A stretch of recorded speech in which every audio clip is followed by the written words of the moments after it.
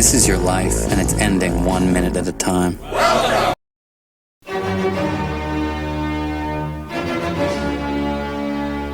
This war stops now. You are tired of the war. I can see on your face. End the war. Bring freedom to our people. This is your life, and it's ending 1 minute at a time. Listen to me! Stop! So, welcome to the Stop and Listen podcast. I am your host, Jamie. Hey, what's up, Derek? Yeah. That was kind of stupid. Let's try another one. Greetings, my excellent friends. All right. I think I've heard that on another podcast before. That gets deleted. I'm an original, y'all. So we got all kind of range of things to talk about. So there's a lot of things in the news. Vivek Ramaswamy makes shocking 2024 prediction after Chris Christie drops out of race. Some old footage of Vivek Ramaswamy. Some old footage of him emerged from the past. Let's see what that's about. Mike Pence reacts to new polling about GOP views of January 6th. That guy's as boring as whale shit. And we'll do most likely outcome. Dr. Jordan Peterson predicting Trump re-election. Just meatloaf. Ooh, now that's a hot lead. The system wants to narrow this down to a two-horse race between Donald Trump and a puppet who they can control. And it has become increasingly clear that puppet is not a Democrat. It's not even Gavin Newsom. It's Nikki Haley. It's in our own party. Well, today, one more step in that plot unfolds. Chris Christie drops out. Next up, I'm going to make a prediction. You're actually going to see Ron DeSantis join Nikki Haley's ticket. He's going to be her VP. The whole game, it's hiding in plain sight. Whatever it takes, and this system will stop at nothing. And I mean nothing. To eliminate Donald Trump from contention. It's disgusting. But the same people who have said they're not going to actually take a principled stand against Trump's removal from the ballot. Haley and DeSantis are both in that category. Do the math, people. That's next up. Ron DeSantis is after Iowa. Everybody, including Chris Christie, apparently got a phone call from Ron DeSantis. Panicked was the word that Chris Christie used. This is the way the plot's going. Ron may not know this. Ron DeSantis may not know this. But that's what his donors are going to make him do. That's what's coming next. Ron DeSantis will become Nikki's VP. Whether or not Ron knows it, it's not really his choice. He's not the one in charge of that decision. And then the plot continues. We have to open our eyes and not fall into their trap. Our America First agenda cannot end. Our movement cannot end with Donald Trump when they take him out from contention. And if you think this system is going to even let this man get anywhere near the White House, we need to open our eyes. We need to do the right thing for our country. They are selling us the rope today that they're going to use to hang us tomorrow. Do not fall into the trap, people. Wow. That's why I'm here. So yeah, I never really thought about that. Trump said in that Fox News thing that he can't announce who his VP is. And I don't know if that's a rule that he said he can't violate, or if there's just some other reason he can't. Because I thought, announcing Kristi Noem as his VP pick as soon as possible is a good idea. I wonder, what if right now, before Iowa, Nikki Haley and Ron DeSantis, what if Ron DeSantis did get out of the race and they announced that he will be the VP for Nikki Haley before the Iowa caucus? How could that affect things? I would think that would strengthen her numbers. Trust me on this one, it's a good idea. The numbers that you hear thrown around, they seem insurmountable. But if there's a Hail Mary, that would be it, and that's what they should do. Raising Trump's game is not a bad idea. We will not suffer because of that. So here's a video. It's from Inside Edition. Apparently in 2003, Vivek Ramaswamy made an appearance, I don't know what kind of town hall. And in 2000, he's 38 years old, so in 2000, it would have been 20 years ago. He would have been 18. And that would have been, if this is presidential, that would have been the Bush-Kerry Video of an 18-year-old Vivek Ramaswamy at a presidential town hall from 20 years ago. And I want to ask you, In the newly unearthed video, listen as he asks the presidential candidate Reverend Al Sharpton about the very thing Ramaswamy is currently accused of, lacking political experience. and my question for you is, of all the Democratic candidates out there, why should I vote for the one with the least political experience? Well, you shouldn't, because I have the most political experience. At the time, Ramaswamy was a freshman at Harvard University. But during last week's Republican presidential debate, the tables were turned, and it was now the 38-year-old tech entrepreneur who found himself on the hot seat. I really hope he is genuine. I don't know. You want answers? I think I'm entitled. You want answers? I want the truth. You can't handle the truth. I hope Vivek Ramaswamy is the person he has presented himself the world to be. Because I love what he's saying. A few weeks ago at the last debate, I guess it was, that he was a part of, when he brought up Saudi Arabia's involvement in 9/11, that was very odd. Calling January 6th an inside job and then articulating why, okay, it's fine. The rehashing the 9/11 stuff and then bringing that up in a debate, like, he's more controlled than that. Was he, I don't know, was that some kind of, they say, dog whistle? So this was posted 4 days ago from CNN. Here, Mike Pence is. It says Tel Aviv, Israel. He's in Israel for some reason. They're at war, and he's hanging out there. Awfully suspicious. You recently met with families of hostages still being held in Gaza. More than 100 hostages are believed to still be alive, including 6 Americans. A lot of the hostage families with whom I've spoken are pretty critical of the Netanyahu government. They say they don't think Netanyahu is doing enough to get their loved ones out, that he's prioritized military operations instead of getting the hostages back safely. Is that what they told you? Well, what I heard from not only families of hostages, but as we walked the streets of Kfar Aza, kibbutz that was literally decimated by the Hamas terrorist invasion on October 7th, was deep grief, but also a determination to move their nation forward and to restore their security. I mean, it was remarkable to see the resilience of the people and the families that had lost loved ones, the families of hostages, and one understands their impatience. And I have 3 kids of my own, 2 grandkids. I can't even imagine the level of grief that they're experiencing and the struggle. But I must tell you that I have never spent 3 days on the road in any capacity, whether it was as vice president or as a member of Congress, where I have felt greater heartbreak and greater inspiration in combination. When we went to the south and we visited the kibbutz where the Hamas terrorists literally slaughtered families in a merciless and horrific way, I just never thought I'd see the aftermath of war like that, and literally an unspeakable evil. But to see the resilience of the people of Israel, to be among the troops along the northern border with Lebanon left me deeply inspired, but more convinced than ever that by what the war? United States of America must, in this moment, stand clearly shoulder to shoulder with Israel until they hunt down and destroy the threat of Hamas once and for all. So you have said that Israel has the right to respond to those horrific attacks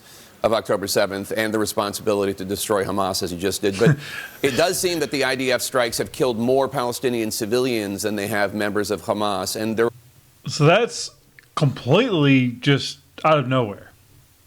That is a pie in the sky. Hey, let's throw this out there and let's see if it sticks. You're a lying piece of shit. And let's see if Pence actually calls him out on that and says, oh, where are you hearing that from? there are Israelis who are worried about the high civilian death toll in Gaza, including for the reason that this high civilian death toll might actually ultimately make Israel less safe by inspiring more future terrorists. Do you share any of those concerns? Well, first, Jake, look, I grieve the loss of... So you concerned with people dying, sir? What kind of question is that? I mean, That's that to anyone. But, like, first off, he's not running for shit, so you're not trying to take him out by your line of questioning. And he's been pretty clear he's a fan of the war. He likes war. He's more of it, apparently. Brother, do you want to go to war? Come on. Do you want to go to war? We'll take you to war, okay? But one of the things I learned as we visited Sderot. See, he didn't call him out. He didn't be like, oh, hey, where are you getting these numbers at from Al Jazeera? And where are they getting them at? From Hamas? You are a wuss, part wimp and part pussy. Not a leader, not a fighter. Just wants people to go. Where the terrorists literally took over the police station and murdered people in the streets. Is that this was not simply a terrorist attack.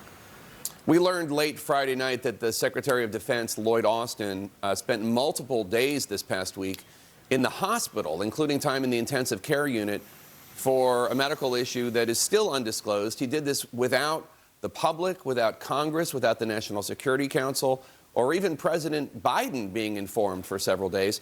The defense secretary temporarily assumed the deputy defense secretary temporarily assumed some of the responsibilities while she was on vacation in Puerto Rico. As a former vice president, you have unique. Why is this not a bigger scandal? Okay, so he was in intensive care, so he could not make decisions, and the deputy, some woman, was on vacation, and she was. This should be a national scandal, and this fella should have already resigned. When's the last time you even heard about the Israel-Hamas war? I haven't seen anything about it. And seemingly they kind of just moved on. We got to get back to talking about Trump. And January 6th. Insight as to what... I mean, really that Hamas-Israel war, the problem with it was taken away from the January 6th talk. January 6th. My goodness, insurrection. This actually means for a Secretary of Defense to be unavailable and to not be transparent with his boss about his health. What does it mean? Uh-oh. We got a moron here. Well, first, I wish the Secretary of Defense well, and I'm pleased he's right there. He's a pussy. You come out swinging. Being sympathetic and understanding, you could say that at the end of your statement. You come out swinging here. You're trying to be president of the United States. Full recovery, but the handling of this by the Secretary of Defense is totally unacceptable. And I believe the American people have a right to know about his medical condition, about the reasons for it.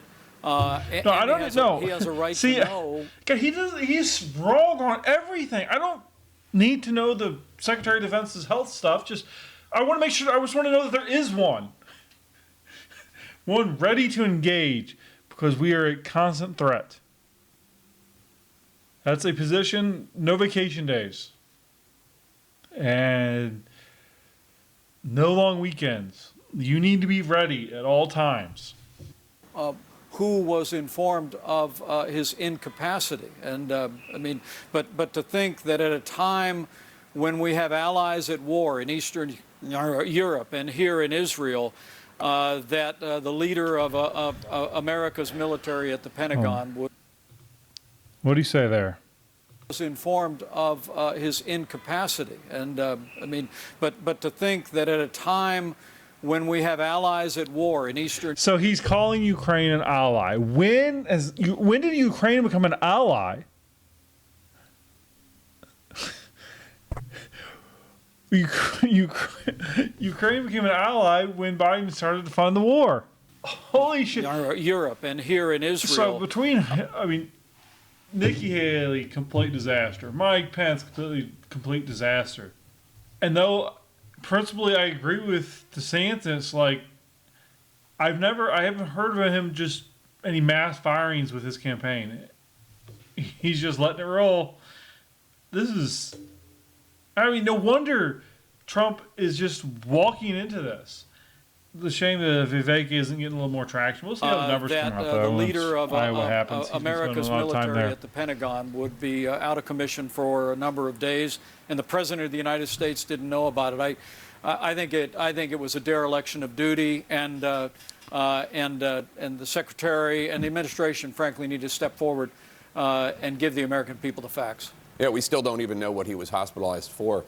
Yesterday marked the 3rd anniversary of the January 6th attack on the Capitol. A Washington Post poll this week found that 1/3 of Republicans believe the falsehood that it's probably or definitely true that the FBI instigated the attack on the Capitol on January 6th. You pay many dollars for war. This bullshit. This all bullshit. Trump was spreading that lie just this weekend, falsely claiming the FBI was, quote, leading the charge on January 6th. That's not true.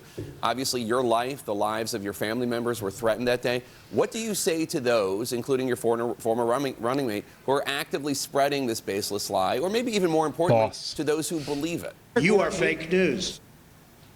Well, I would say to every American, as I did during my presidential campaign, that I know I did my duty that day to support and defend the Constitution of the United States. I kept my oath, and they also simply need to look to the facts that the Capitol Hill police endured great hardship and great harm. I think over 120 officers were injured. I saw many of them moving through the garage where I was spirited on the same day, and the truth is over 100 injured. That this was a riot that should never have happened. Is that are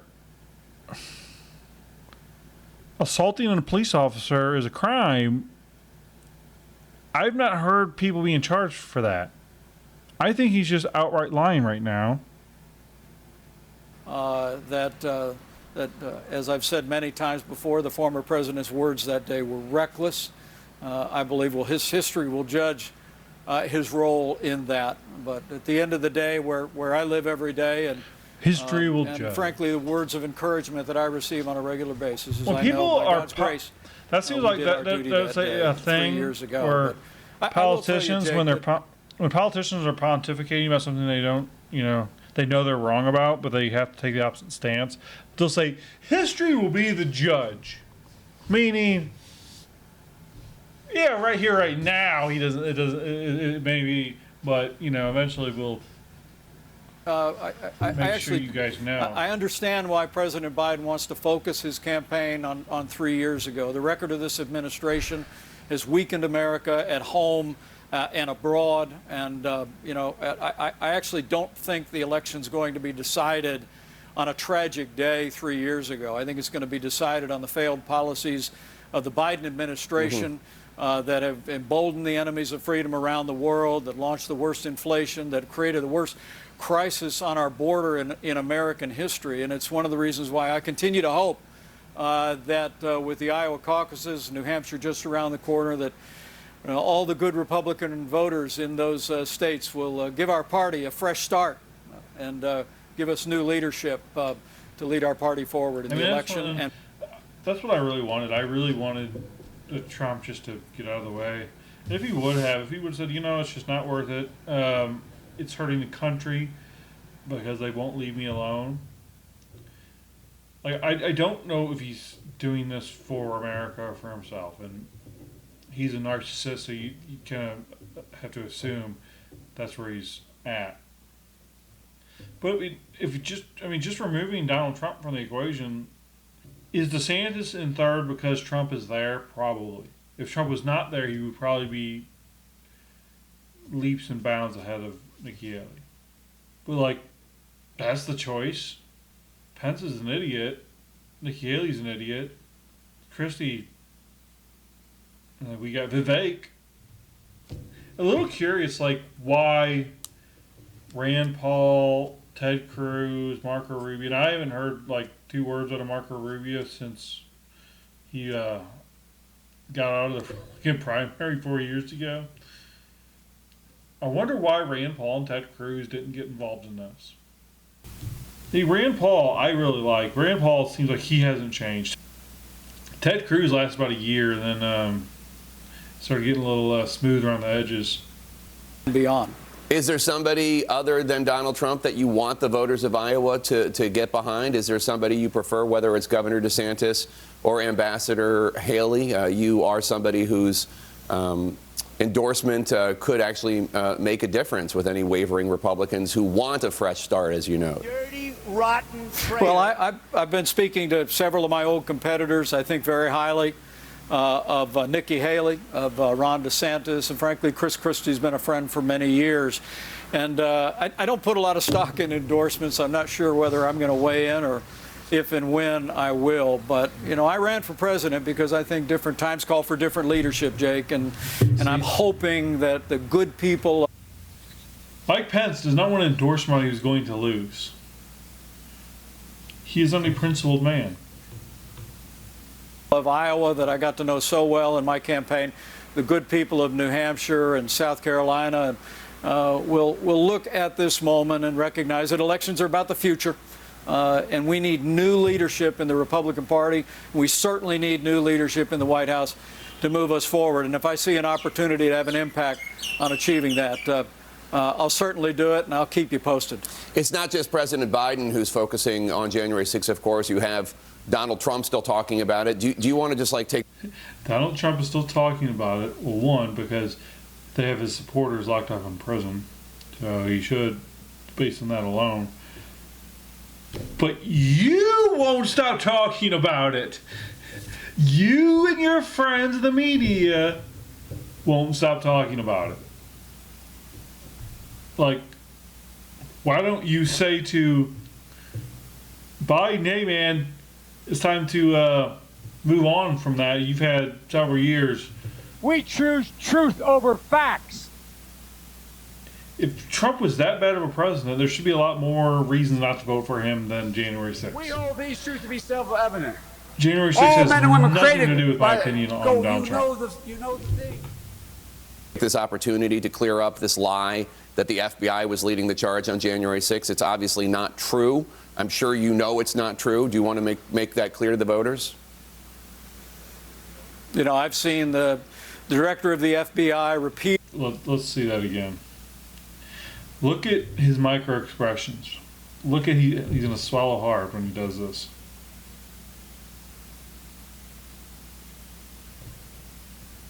It's obviously not true. I'm sure you know it's not true. Do you want to make that clear to the voters? You know, I've seen the director of the FBI repeatedly assure. That was a man swallowing his pride, and now he's going to say some bullshit. Well, let's hear the bullshit. The American people that the FBI were not the instigators of the riot that occurred on January 6th, and frankly, I'm very grateful for the efforts of the FBI to bring nearly 1,000 people to justice who ransacked our Capitol and did violence against police officers. What about the people that didn't even step foot in there? You're right. We've been assured again and again that it was not the case. And I just must tell you, having been there that day, I mean, to see people. All right. He is full of shit. That's only another 30 seconds anyway. Shit it! So Jordan Peterson appeared 3 days ago. This video was posted from Sky News Australia 3 days ago with Jordan Peterson with the host Piers Morgan. The US election, can Donald Trump win? And would it be a good thing for America and the world if he does win? Well, I think he can win, assuming that he'll be put on the ballot. As far as I've been able to tell, and God only knows how reliable the polls are, and generally not very, because the questions are usually biased unconscionably. He's certainly popular enough to win. I don't see another candidate emerging on the Republican side at the moment who poses a threat. There are some interesting people running, that's for sure. It looks to me like Desantis is a pretty competent character, and Vivek Ramaswamy is, at minimum, very interesting and bright and quite the disruptive force. On the Democrat side, you know, Dean Phillips, who almost no one knows about, and who the Democrats are doing, what would you say, everything they can to keep it that way. he's an interesting alternative to Biden. I don't think Kennedy has a chance, although there are some things about him I like. He's in the U.S. He's from the 3rd District of Minnesota. Well, how's that going for you, buddy? You know, it's part and parcel of what we've been discussing. There's going to be very rapid change, not least on the electoral front in the upcoming year. And how that goes will depend on how people conduct themselves, and ever more so. So he says Trump needs to extend welcome to progressives. And if he got a little love, he would do whatever they want. Peterson is. I don't even like reading that. That shows you my bias. I love Peterson. I've listened to all 3 of his books, and I've read the last 2 as well. I can't wait for his next one to come out. I'm not sure when that is, but I will be certain to buy it and listen to it. But Peterson just saying that Trump needs to extend welcome to progressives, I don't like reading that. But he's just pontificating. He's not saying how he feels, but it just goes to show you. Got my pen. Sorry, guys. Sorry. We can pray that we're terrified enough of the potential negative consequences and enticed enough by the potential positive consequences to walk ever more carefully. We'll see. If you have big toys, you better be a big boy. And we don't have big toys. We have giant toys. And they will stomp us into the ground unless we're wise enough to guide them properly. You know, the fascinating thing about Trump. What he's kind of saying there, I think John Adams said something to the extent of this country is made for moral people. This country is set up to be governed by the moral. Because if the immoral start taking power, well, look what we have. For example, is I always say to people, I've known him a long time and know him very well. He's got the thinnest skin of any person in public life. He reacts to absolutely everything and goes to DEFCON 1 in a heartbeat. But he also has the thickest skin. He can soak up stuff that would crush any other political figure in history in seconds. This is a guy facing nearly 100 criminal charges. It's an interesting observation. Yeah, it's true. And yet all that's done is actually make him more popular. I mean, we are into completely uncharted territory with Trump as a political figure, aren't we? I'm an extremely stable genius. Well, I don't think the Democrats could have done a better job of keeping the name of Trump alive if they would have planned to do that. And it's certainly possible that in some ways if they weren't going after him criminally, he wouldn't be as much up in the polls. And if he wasn't up as much in the polls, he'd have to be debating, and it would be a lot more even, I do believe. They did plan to do that because the scuttlebutt among the political theorists that pass for wise men among the Democrats is that, well, if Trump is the candidate, then Biden can beat him. It's like, well, not necessarily. I wouldn't bet the farm on that, although that's probably already occurred. And, you know, Trump is canny enough to know that in some real way, all publicity is good publicity. It's certainly the case that the Democrat persecution of Trump, and I think that's if he was given an interview on kept him like MSNBC for whatever reason, it'd say right-wing influencer and alive, and has also cast him so perversely in the role of victim that the Democrats themselves are always, what would you say, trumpeting as being allied with. It's an unbelievably demented move on the strategic side.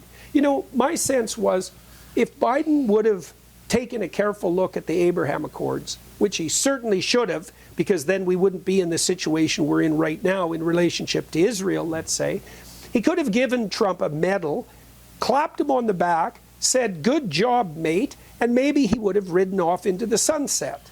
Now, that would have meant the Democrats would have had to contend with someone like Desantis, let's say, who's at minimum hyper-competent. And I don't think that was in the cards. So instead, they determined to play idiot political games, not like those aren't well known on the Republican side, and they raised Trump from the dead, and they do that continually. They want to run against Trump. Well, they do. So they want to run against Trump. I think, personally, and this is just a guess because what do I know, I think that the most likely outcome is that Trump is the next president. That's what it looks like to me. They could not make Nikki Haley. Unfortunate. I think the media couldn't make people hate Nikki Haley, I don't believe. She's as disliked as she's going to be currently. More so like people like me. And I don't think the media, the media could rehash the Don't Say Gay bill, but that's risky because things have turned a little bit in the right direction. And if you give him a platform to start talking about what he's done, you could actually benefit from it. He could benefit from it. I mean, it was interesting because when I did the Celebrity Apprentice, the first series of that back in 2008, I saw Trump across a boardroom table for 3 hours a night for about 6 weeks. And you get to know somebody pretty well, actually, because a lot of it didn't get aired. If he showed even an ounce of the empathy that he showed to people then, if he showed more of the humour without being vicious, if he showed less of the punching everyone in the face and more of occasionally putting a metaphorical arm around people, I think the perception of Trump would change dramatically. But he seems to think the only way to be a political leader is to be a kind of swaggering, trash-talking, very aggressive person. And I think that's a shame. It's a shame for him, and it's a shame for those like me who see a lot of good in Trump. He was very good to me. When I left America, left CNN and went back to Britain, I can count on one hand the number of American people in the business, if you like, who stayed in touch with me. Trump did. He rang me quite regularly to check how I was doing. Could he help? He didn't need to do that. So he has got these qualities. It's just I don't see much evidence of him as a political leader. He's taken a different path. So when he launches the show, Piers Morgan Uncensored, Trump was the first guest, and I remember they released a promo for it or something, some very out of context footage that made Trump look bad. I don't even remember what it was, so I guess it didn't really do its intended purpose. Consequence of the fact that the radical leftists have given it compassion and empathy a bad name. And so because Trump is standing against, especially the radicals, he's being put in a position where he more or less de facto has to stand against that kind of smothering, quasi-maternal, devouring sympathy that's part and parcel of being allied with the victims. And so part of that's an ideological problem. I would also say that I believe that there has been no political figure, certainly in my living memory, with the possible exception of... It's so funny, when Piers Morgan was on CNN and him and Ben Shapiro, that kind of launched Ben Shapiro. Once he left America and went back overseas, his interviews are good. He's had a lot of good content. And I don't know if he's with a network or independent, but why would CNN not just let him do his thing? This is better than anything that CNN ever puts on. But they cannot let go of their ideological bend. They can't just let a liberal host a show and then see what happens. Okay, they're liberal, fine. Let a liberal host your show that, has independent thoughts and just see where it takes you. Because if you're gone after enough, you tend to think that the best defense is a good offense, let's say. And it's very difficult to plot your way forward against those kinds of odds. Now, Trump did go into the White House as an outsider, both on the Republican and the Democrat front, and he has faced no shortage of impediments.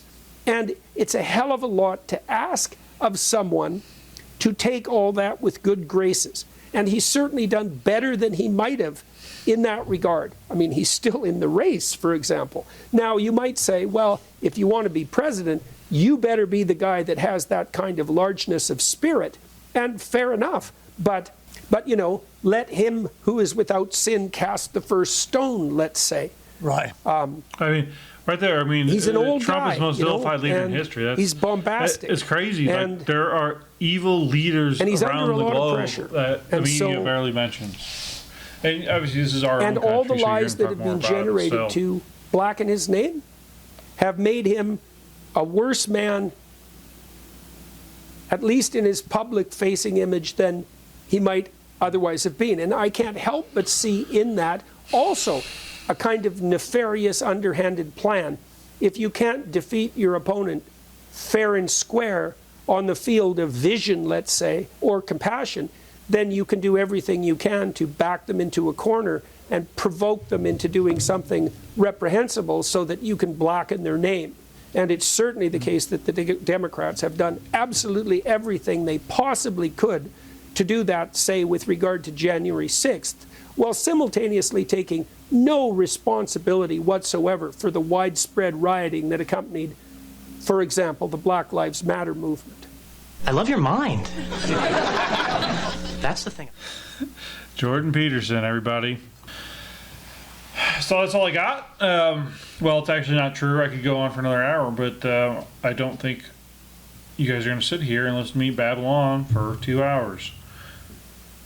Ready for separation. All right, then. I'll activate the computer link. Feed in the various... So please, like, subscribe, comment, follow, do all the things. If you like what I do, I mean, that is like giving me a tip. And even if you comment and you want to talk shit like some people do, I think that actually still helps the algorithm. So, I don't know. But, hey, positive vibes, right? This has gone far enough, James. All right. Well, thank you for watching. I'll see you next time. I'd say that was a pretty successful broadcast.